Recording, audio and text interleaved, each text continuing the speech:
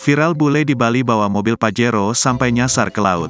Sebuah video viral memperlihatkan mobil Pajero berwarna hitam nyasar ke laut di Pantai Timbis, Desa Kutuh, Kecamatan Kuta Selatan, Kabupaten Badung, Bali, Rabu, tanggal 17 Mei tahun 2023. Dalam keterangan di video viral, mobil Pajero tersebut nyasar ke laut dan dikendarai oleh seorang warga negara asing WNA di Pantai Timbis.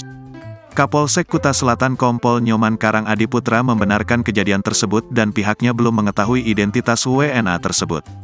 "Kebetulan kami tidak bertemu dengan yang bersangkutan," kata Kompol Karang, saat dikonfirmasi.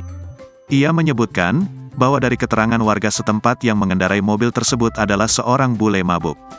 Mobil tersebut sudah dievakuasi menggunakan alat berat.